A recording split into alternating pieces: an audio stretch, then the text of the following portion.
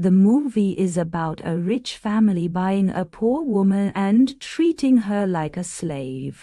Her husband doesn't care about her, treats her badly, and doesn't get close to her in the marital relationship. However, this situation doesn't last when the bride's face turns into a completely different personality.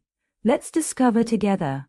The movie starts with the marriage of the girl, Kata, to a man named Alexander. Kata was silent, and when she returns home, her husband speaks to her harshly. She tries to talk to him, but he ignores her and asks her to undress. She does so, but he behaves provocatively and falls asleep immediately. The next day, Katerine lives a life of neglect and loneliness, not imagining her life would turn out this way. One day, Katerine is tired, and they have a party with rich people. She asks Alexander for permission to go to bed, but he asks his father, Boris, for permission.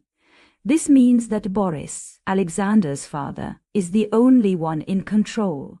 Then Alexander arrives and is angry with Katerine for going to sleep. He asks her to undress and just looks at her without doing anything with his wife.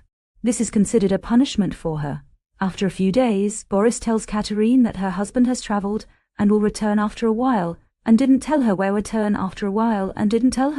he went. He also tells her that he is also traveling and asks her not to leave the house. The next day, Katerine wakes up and hears a noise.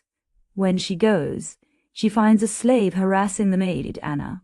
She asks him to leave her alone, but at the same time, she is curious about the slave's personality.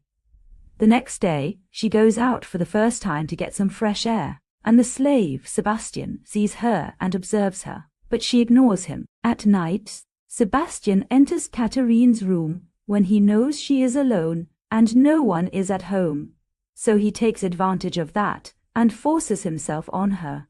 They have a relationship. Later, Anna finds out that Katerine had a relationship with Sebastian, but remains silent. After a while, Boris arrives home and faces Katerine's sudden change and treats her violently. He gets angry at the maid when he finds out that his own wine is gone and has been drunk by Katerine and Sebastian.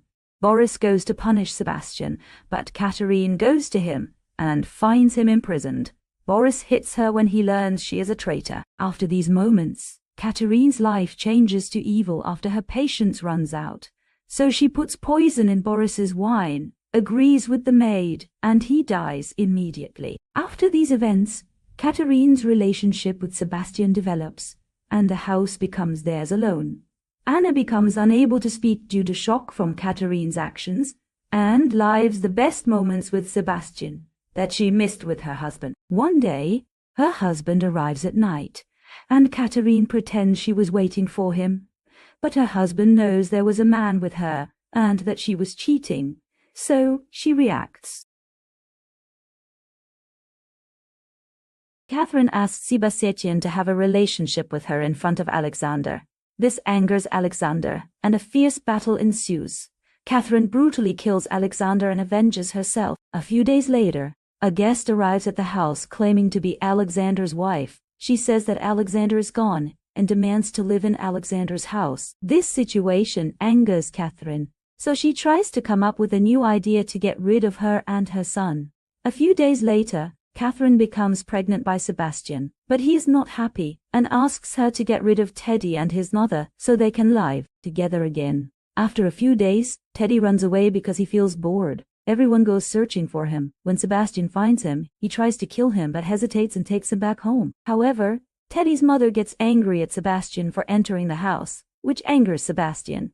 He teams up with Catherine to kill the child while he is exposed to the cold. During the investigation, Catherine claims she fell asleep for 10 minutes and found him dead when she woke up. However, the doctor does not believe her because there are marks on the child's body. Her trick does not last long. When Sebastian arrives, angry and tormented by guilt, he confesses to everyone that he participated in killing the child with Catherine. He admits that Catherine brutally killed Boris and Alexander. However, Catherine shows her wicked side and says that Sebastian and the maid are the ones who killed Boris and Alexander and that she was taking care of the child innocently. Strangely, her words stir everyone's emotions, and the maid and Sebastian are punished as the killers. After that, Catherine lives alone after all her actions. She escapes by a hair's breadth. This is where the movie ends. Subscribe for more of these movies.